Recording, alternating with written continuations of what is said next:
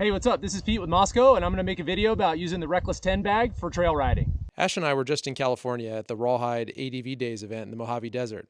Driving home in our van, we had our KTM two-strokes on the trailer, both equipped with Reckless 10s, so we decided to stop along the way and do some two-wheeled exploring in the desert. Our first stop was in eastern California, not far from the town of Mojave.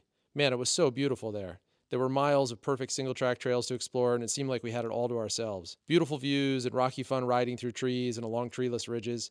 I was using my Reckless 10 with the Beaver Tail removed because I didn't need it. I had all the tools and gear on my bike, so Ash was able to ride unloaded with just a backpack. With the Reckless 10, I like to balance the weight between my body and the bike. Carrying everything on my body is exhausting, but packing it all on the bike affects the way these smaller bikes handle in technical terrain. I'm looking for a nice equilibrium between the two. Some stuff on my body and some stuff on the bike and my Reckless 10. Our next stop on the way north was just outside Death Valley. There were so many beautiful rock structures here, and the scenery was just out of this world.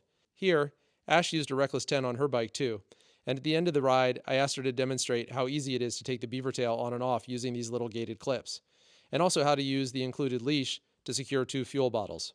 Thanks, Ash. Finally, we stopped to explore around a big dry lake bed in Nevada. We love camping on these Great Basin lake beds. It's like sleeping on the moon. There's nobody around, and you feel like you're the only people on the planet. You can ride your bike as fast as it'll go, and you can even test yourself by seeing how long you can ride with your eyes shut before you can't even handle it. There are hot springs along the edge of the lake bed, and more dirt double track and old mining roads than you could explore in a lifetime. We set up our base camp at the van, and then we went exploring on the bikes. There were some rain squalls blowing over the mountains, which made for dramatic scenery and lighting, and the wildflowers were in full bloom. The leg bags on the Reckless 10 are waterproof, so we didn't have to worry that our stuff was going to get wet. Spring is my favorite time of year to be in the desert. We're sheltered from the worst of the storms that hit the west coast, but the temps are still cool, and the moisture keeps the dust down. The Reckless 10 is a perfect bag for a trip like this. Regardless of whether we're day riding, trail riding, hub riding, or dual sporting, it's always with us. It fits on all our different bikes, and it easily swaps between bikes as needed. In my opinion, it really shines in remote areas where we're traveling a long way from our base camp and we need to be fully self-reliant if something goes wrong.